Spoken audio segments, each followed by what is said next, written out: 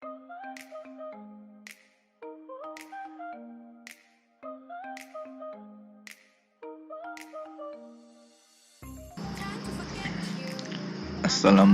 warahmatullahi wabarakatuh. Baiklah, pada pertemuan kali ini kita akan membahas tentang virtual machine. Sebelumnya, saya akan memperkenalkan nama anggota. Yang pertama, Fikri Afrian, BP 181151-1015. Yang kedua, Medi Rahmat, BP 181151-2008. Yang ketiga, Rafdi Yovandinata, BP 181151-2015. Untuk materi yang pertama, yaitu tentang definisi dari virtual machine. Menurut Wikipedia, virtual machine adalah implementasi perangkat lunak dari sebuah mesin komputer yang dapat menjalankan program sama seperti layaknya sebuah komputer asli. Sedangkan, menurut Robert P. Goldberg, virtual machine adalah sebuah duplikat yang efisien dan terisolasi dari suatu mesin asli. Untuk selanjutnya, virtual machine adalah suatu environment, biasanya sebuah program atau sistem operasi yang tidak ada secara fisik tetapi dijalankan dalam environment lain. Dalam konteks ini, virtual machine disebut guest, sementara environment yang menjalankannya disebut host.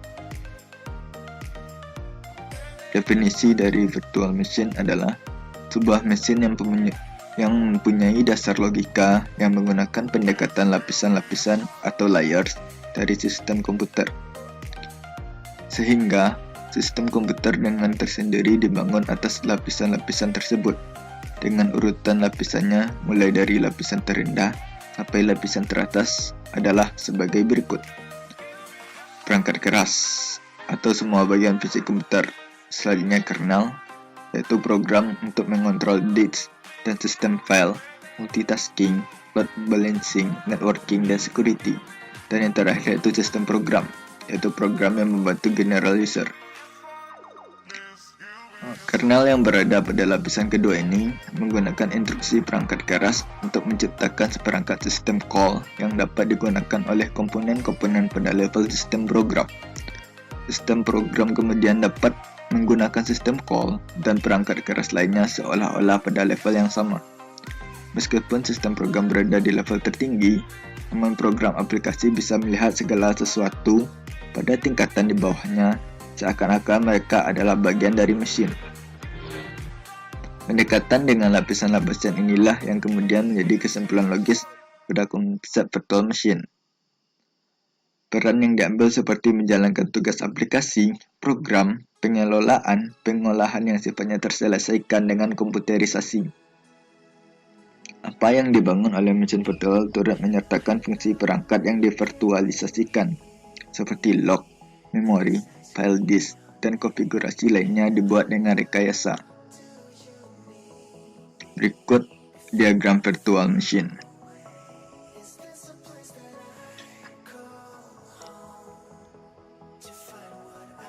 Selanjutnya, pada masing-masing virtual machine konfigurasi dari virtual machine, informasi state dan data disimpan pada file-file yang terpisah. Hal-hal inilah yang menyebabkan virtual machine mudah dipindahkan, dikopi, dan tentu saja dilakukan manajemen.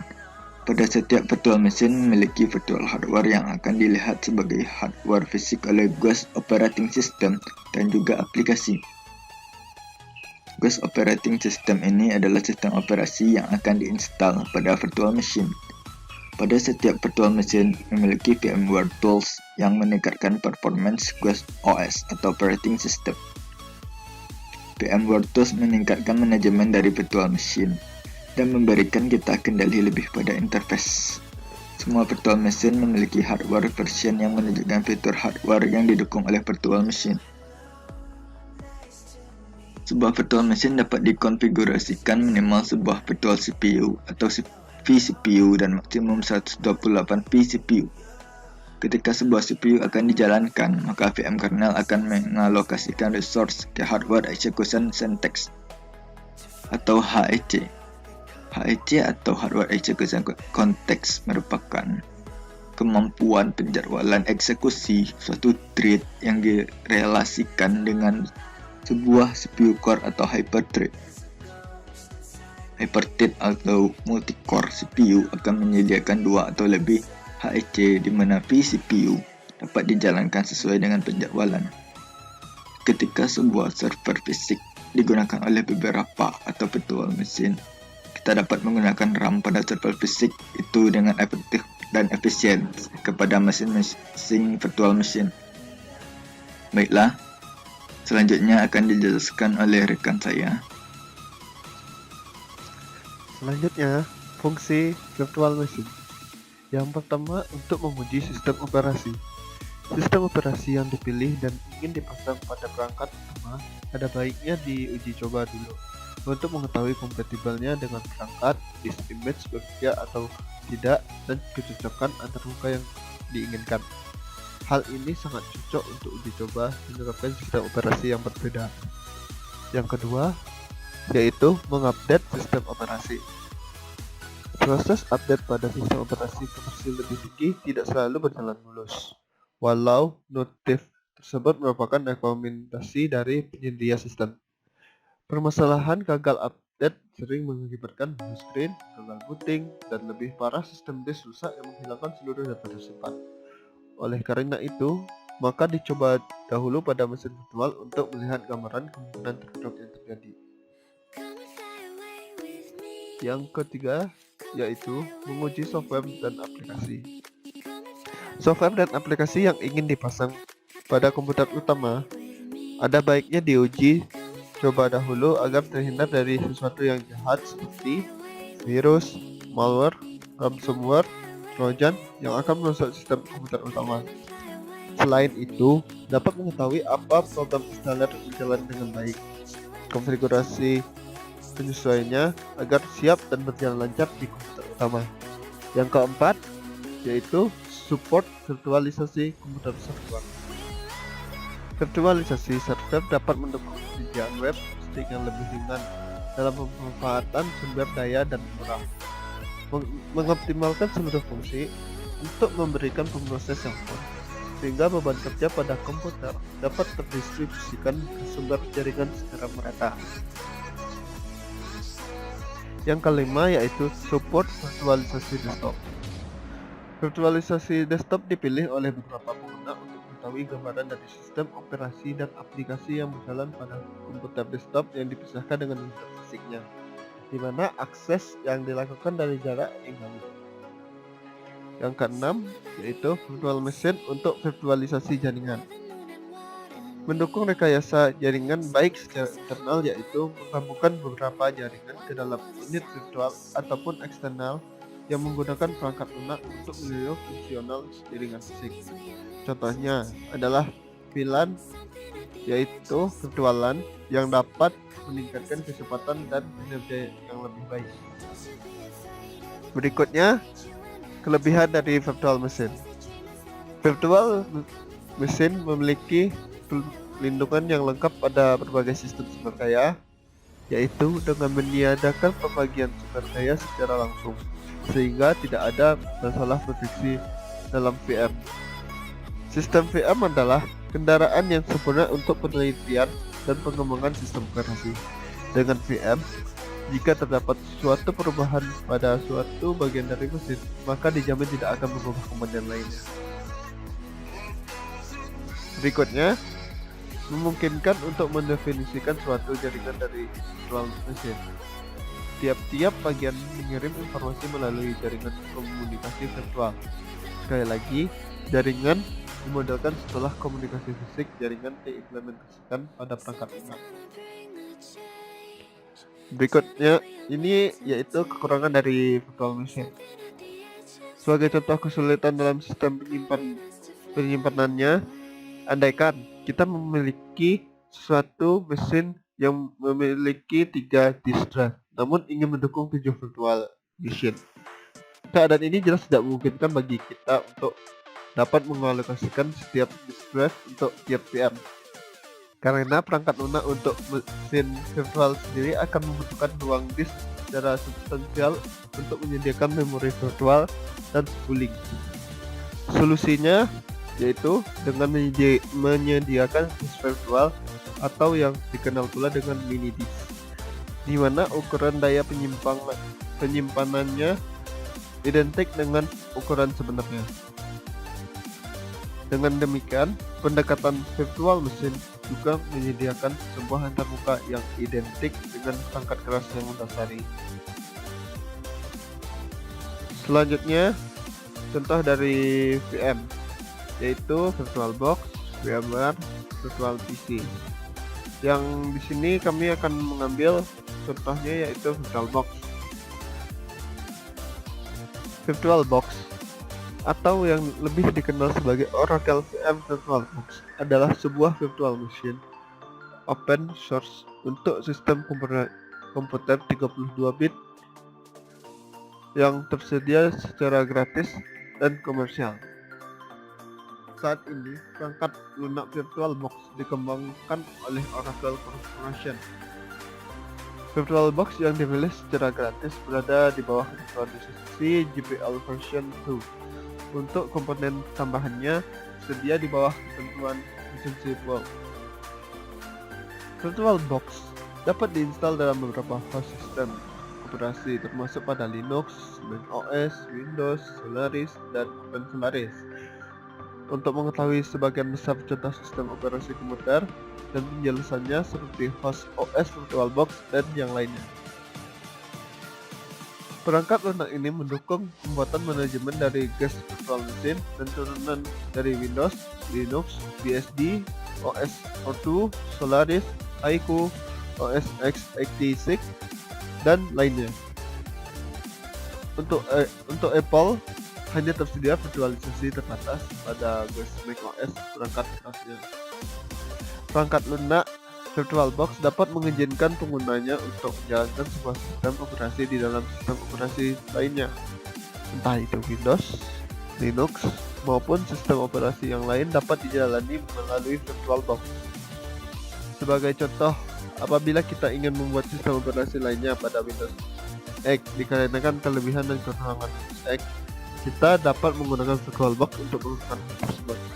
Secara sederhana, pengaplikasian dari VirtualBox serupa dengan proses emulasi Android pada komputer. VirtualBox sebagai salah satu software virtual machine juga tentunya dapat membuat pengoperasian jenis cloud computing dengan metode yang berbeda, yang mungkin dapat meningkatkan performa dari cloud computing tersebut. Berikut kelebihan dari VirtualBox. Penggunaannya yang sederhana dan proses instalasi yang mudah, tidak membutuhkan waktu yang sangat lama untuk mendownload dan menginstal softwarenya. Kesederhanaannya juga menjadikan VirtualBox menjadi pilihan hati bagi para pengguna rumahan yang ingin menggunakan sistem operasi yang berbeda dalam komputer mereka. Ukurannya yang kecil membuat software ini dapat disimpan dengan menggunakan size yang relatif tidak banyak pada ruang hard disk penggunanya. Berikut merupakan keuntungan lainnya dari VirtualBox. Yang pertama, menawarkan build GUI berdasarkan wizard untuk mengcloning sebuah VM. Yang kedua, menawarkan build VM snapshot dan mendukung snapshot secara ganda.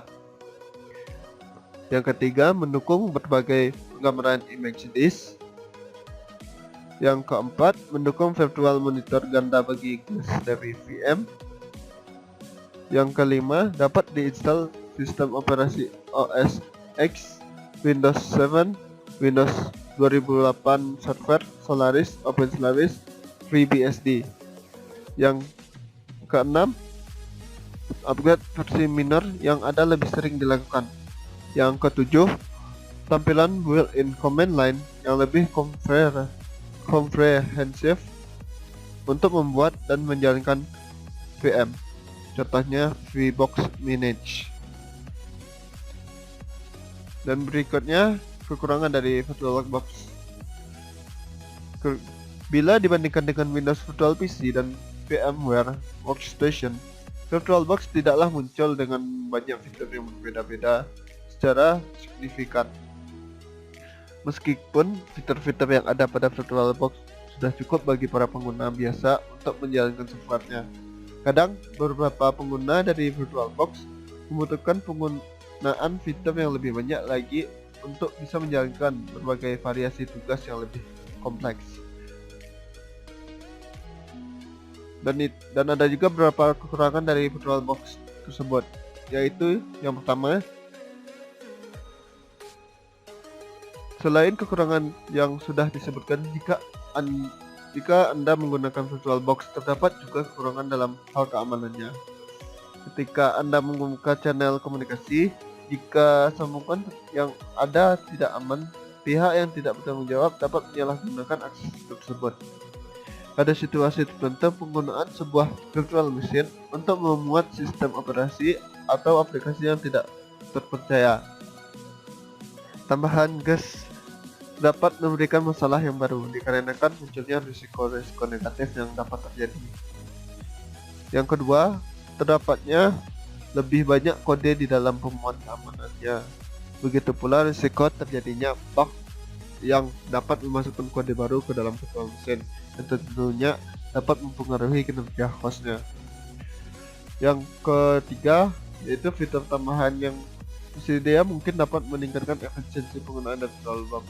Akan tetapi, hal ini akan membuat data-data yang ada di dalamnya juga rentan untuk disalahgunakan. Yang keempat, yaitu NAT dari GuessVM terisolasi dari yang lainnya dan tidak dapat berkomunikasi antara yang satu dengan yang lain. Selanjutnya yang kelima, bridge network atau host only networking dibutuhkan jika VM guest butuh berkomunikasi antara dengan satu dengan yang lainnya pada jaringan layer 2. Yang keenam, tidak mendukung bantuan virtualisasi NAS hardware. Dan yang ketujuh, yaitu tidak mendukung penggunaan jenis USB 3.0. Inilah gambaran dari VirtualBox. Selanjutnya, VMware. VMware adalah sebuah software yang berfungsi menjalankan sebuah sistem operasi. Jadi, kita tidak perlu khawatir komputer kita akan terformat atau terjadi hal yang tidak kita inginkan ketika belajar menginstal suatu OS, atau istilah lainnya adalah sistem operasi yang memudahkan kita dan melindungi sistem operasi yang permanen agar terhindar dari kesalahan atau error dalam melakukan penginstalan sistem operasi. VMware ini adalah berbasis Windows atau dapat berjalan di sistem operasi Windows. VMware memungkinkan beberapa sistem operasi dijalankan pada satu mesin PC tunggal secara bersamaan. Hal ini dapat dilakukan tanpa melakukan partisi ulang dan boot ulang. Perangkat keras yang terdapat di dalam VMware sama seperti perangkat keras yang dipakai PC, misalnya CPU, RAM, HDD, dan lain-lain. Kelebihan VMware. Kelebihan pertama yaitu mudah digunakan, dan pengaturan sangat simpel sekali. Yang kedua, fitur Unity-nya luar biasa, berbeda dengan fitur Seamless Mode-nya VirtualBox bila di VirtualBox taskbar Windows. Dan masih ada di VMware Player mengintegrasikan aplikasi Windows juga sekalian ke taskbar GNOME. Ketiga, game yang full screen lancar walau agak lambat. Game AOE bisa berjalan, tapi respon kursor sangat lambat. 4. Untuk keperluan uji program, trial and error, tidak perlu merestart PC untuk beralih sistem operasi, dual boot, atau berpindah komputer. Yang kelima, dapat mengembangkan perangkat lunak multi-platform dengan cepat karena adanya lebih dari sistem operasi yang berjalan secara bersamaan. Namun, di samping ada kelebihan, ada juga kekurangan dari VMware. Yang pertama itu aplikasinya cukup berat dan lebih lambat dari VirtualBox. Respon grafisnya juga terasa tersendat. Yang kedua, terlalu simpel dan sulit menemukan pengaturan yang lebih. Ketiga, tidak open source. Komunitas Linux sangat tergantung ke VMware. Ini membuat bug yang muncul tidak bisa dengan cepat ditangani. Ini adalah bentuk workstation dari VMware. Selanjutnya kita masuk ke Virtual PC. Virtual PC adalah sebuah program virtualisasi yang dijalankan di atas komputer PC berbasis sistem operasi Microsoft Windows dan juga dapat dijalankan di atas komputer Apple Macintosh berbasis sistem operasi macOS. Virtual PC dapat melakukan emulasi terhadap sebuah PC standar dan semua perangkat yang dibutuhkannya agar dapat berjalan. Keyboard, mouse, CPU, memori, grafik, kartu grafik, disket, hard disk, CD-ROM, COM, dan LPT, kartu jaringan hingga sound card. Sehingga aplikasi ini dapat digunakan untuk menjalankan hampir semua sistem operasi yang dapat dijalankan di atas komputer PC. Kelebihan virtual PC sangat direkomendasikan oleh Microsoft, memungkinkan untuk bug atau menjawab pertanyaan yang sering diajukan disertai jawabannya supaya pengguna tidak perlu repot-repot nanya kalau mengalami masalah yang sama. Sudah disertakan di Core Demos, jadi kita sudah diberikan tutorial singkat penggunaannya. Dan yang terakhir, memungkinkan percobaan dual boot saat ingin menguji sebuah sistem operasi baru. Kekurangan dari virtual PC, yang pertama itu berlisensi dan berbayar. Yang kedua, hanya memungkinkan untuk produk Microsoft saja yang dapat dijalankan. Dan ketiga, tidak open source. Keempat, belum memungkinkan penggunaan USB. Yang kelima, fitur ketinggalan zaman bila dibandingkan virtual machine sejenis. Ini adalah bentuk workstation dari virtual PC.